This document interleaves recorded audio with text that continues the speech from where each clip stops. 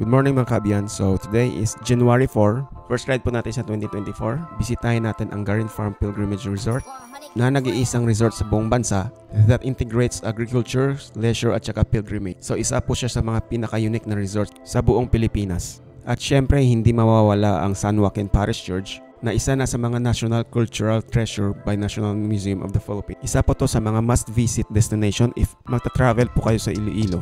So tara, samahan niyo po ako sa ating solo gala. And don't forget na rin mag-subscribe sa ating YouTube channel at mag-follow na rin sa ating Facebook na Motografico Adventures PH. So let's go!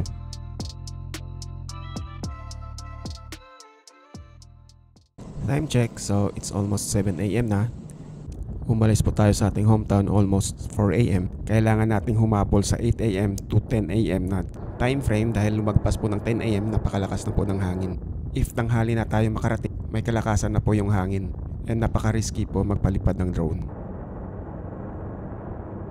To give an idea sa mga hindi pa nakapunta ng Iloilo Province, sa southern part ng probinsya, may mga old churches po tayo ranging between probably 200 to 300 years old. Tulad ng Miagao Church, which is part of UNESCO World Heritage Site since 1993. Gimbal, which is made of coral stone. At syempre San Joaquin. And we are officially sa Gimbal na po tayo. The town of Rising Sun and Sons. No idea how they came up with this slogan. If you are from here, just comment lang po sa baba. And Gimbal has many things to offer. One of the oldest church sa Pilipinas ay nasa Gimbal din. And this is the infamous Vanishing Mansion. Nasa documentary na po to ni Jessica Soho with special guest Ed Calawag. And to the left side naman ang kanilang simbahan, which is one of the oldest church made of yellow brickstone and corals from Guimaras. After po ng bridge, I think probably 500 meters, liliko ka po sa kanan, it's going to Igbaras. Igbaras town is well known po sa mga hiker because they have mountain ranges and may mga waterfalls din. So probably next few months, gagawa tayo ng content about Igbaras.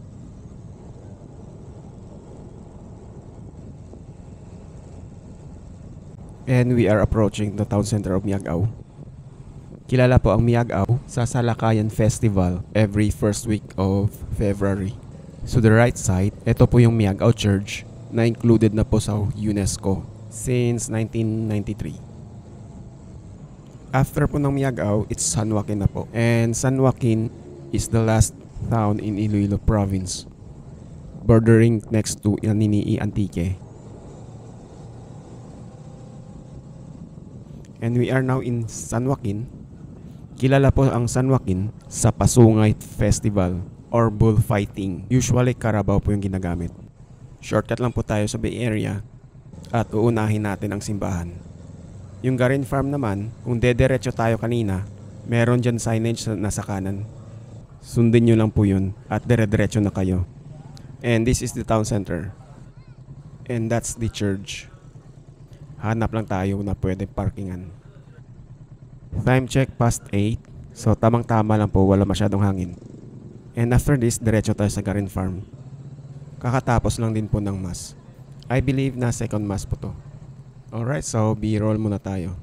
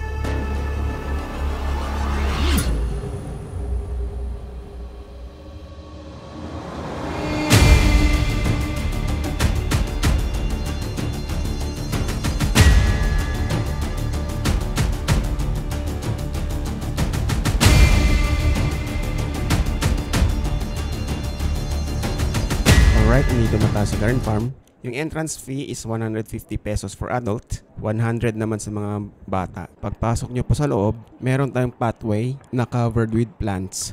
Best time of the year na pumunta ka dito is from June to November. Today is January and mapapansin nyo yung mga tanim, hindi na po siya green. It's because papunta na tayo sa summer at madalang na rin po ang pag-ulan. Sa mga nagsasabi na, pwede naman ang deep well. Yes, pwede po yun. But, San Joaquin is a coastal town. Malapit lang po sa dagat, so yung deep well, probably meron pong lasang alat. So, hindi rin maganda if gamitin natin sa mga halaman. And this is bahay kubo. Typical na bahay kubo ng mga Pilipino na nakasanayan naman natin sa kanta. Madalas ka makakita ng bahay kubo sa mga probinsya dahil practical po yung structure. Malamig po siya sa tanghali so you don't need na mag-aircon. Masarap tulog mo if dito ka matutulog sa tanghali. Presko yung hangin, may nagkakantahang ibon, dagdagan mo na rin na may manok na nagtitilaok. Bahay probinsya nga naman napakasarap.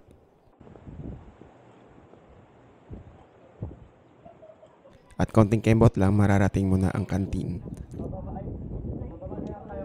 So dito po tayo mag-uumpisa sa pag-akyat.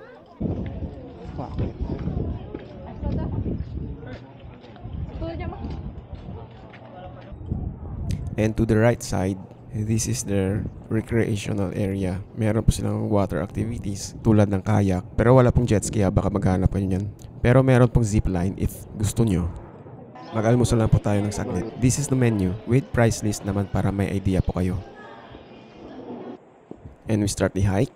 The pilgrimage has a 480 steps going up. If di mo kakayanin tulad ng mga seniors, meron din naman silang golf cart and you only have to pay 60 pesos paakyat po sa taas. The last time I went here was 2005 during our school educational trip. And during that time, wala pa tong pilgrimage site. And I do remember, nagbebenta sila dati ng ice cream na made of Carabao milk. We've tried that and yung lasa niya napaka-unique. And I actually thought na meron pang nagbebenta.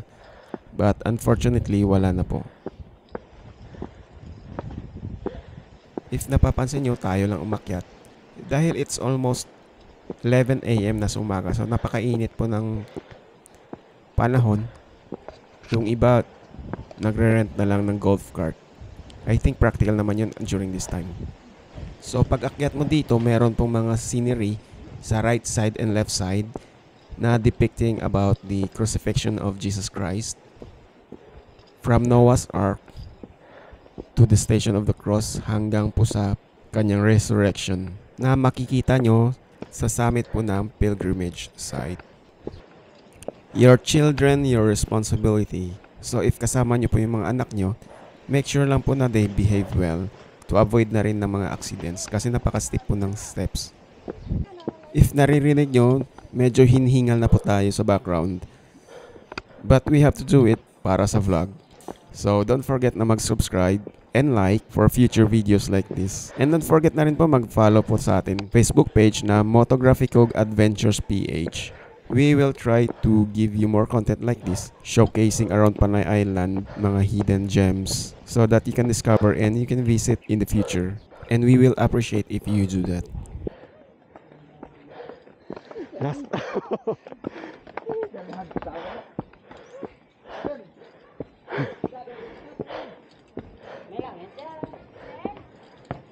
And this is the last step with Jesus Christ statue welcoming you.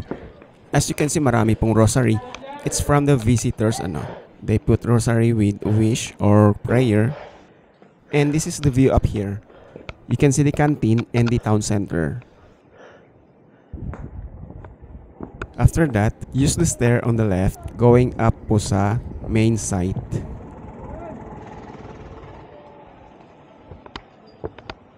This way to Divine Mercy, Dark Meditation Tunnel, and Heavenly Scenario. Limpo nyo sa New Year.